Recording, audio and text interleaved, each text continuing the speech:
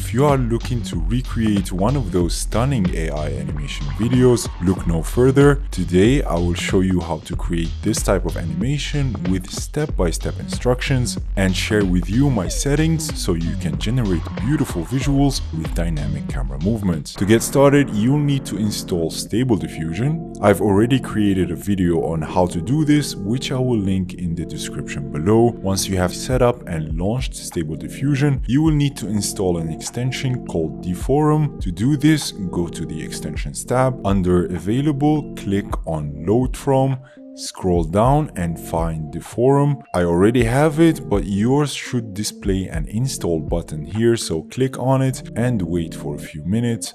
After the installation is complete, go to the Install tab, click Apply and restart the UI. The DEFORUM extension tab will then appear here. Go ahead and click on it. To produce a specific visual style, you will need to download a specialized AI model. For this video, I'm going to use a model called Rev Animated. You can find the link in the description.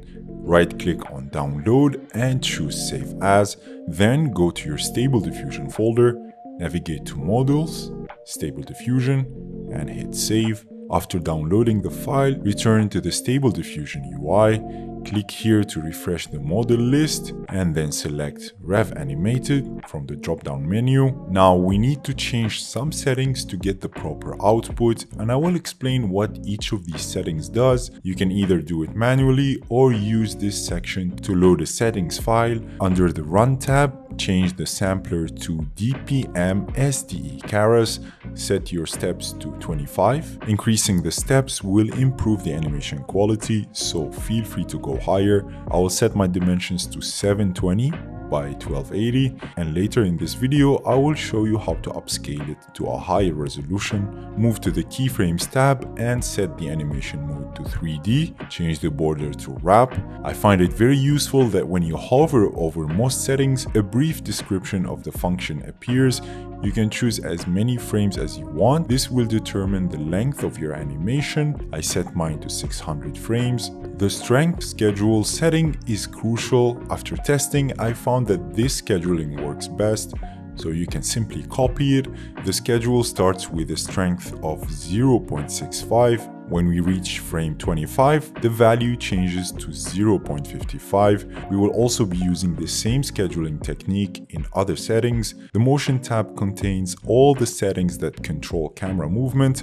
You can hover over each parameter to see what it does. You can replicate the same movements in my animation by copying the exact settings I'm using here. You can also get creative and use scheduling to change the camera movement and rotation on different axes over time. Scroll down to the Field of View tab and set the FOV to 120 for a wider perspective. When it comes to dealing with noise, you will need to change the schedule to this value. I must admit that I didn't come up with this setting and I don't completely understand how the formula works. Full credit goes to this TikTok creator for sharing this setting with everyone.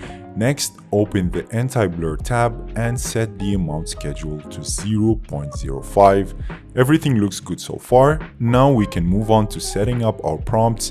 You may have noticed that in some videos, the scene changes drastically over time. This is achieved by scheduling different prompts at different times. For example, by default, we'll start with this prompt at frame 0. When we reach frame 30, the AI will start generating this prompt. You can add your own prompts to get creative and make your animation more personal. Including specific subjects and style descriptions in your prompt can be very helpful. The following step is very important, as the goal is to begin with your own video and gradually transition to the AI animation. So firstly, enable Use Init to inform the AI that you want to start diffusing the first frame using your own image. Assuming that you have already recorded your video, you can use any editing software to extract your initial image. In this example, I will use Premiere Pro. After importing your clip into a sequence, select the frame you want to start from. To extract it, click the camera icon, choose where to save your image, and click OK. Next, navigate to the exported file, right-click, and select Copy Path and finally paste the path into your initial image. All that's left to do now is set up some output settings. I prefer to set my frame rate to 15. You can enable upscaling if you want a higher resolution video, but this will require more resources, and later on I will show you another tool that you can use to upscale your video with much more control. And now you can simply click generate to run the AI. It may take some time to finish depending on your hardware and settings. Once complete, you can find the final output saved inside your Stable Diffusion directory. Look for the outputs folder, then image to image. You will be able to see all your DEFORUM animations saved here. Each animation folder will contain individual frames of your sequence as well as a video file. As mentioned earlier, the video is in 720p resolution, and to upscale it, you can use another AI software called Topaz Video AI, which I highly recommend checking out. To do so, import the animation into Topaz Video AI, choose an upscaling ratio. I'm okay with 1080p since I'm posting this on Instagram, but you can choose 4K or higher, enable AI enhancement. If you want, you can change the output format before exporting your video. And once the upscaling process is complete, you will notice a significant difference in sharpness and detail. Next, bring the animation into Premiere Pro and place it on top of the original clip to create the final video. Next, send the sequence to Adobe Media Encoder, choose your target settings, and finally export your video. I hope you found this tutorial helpful. If so, hit like and subscribe to let me know you want to see more videos like this.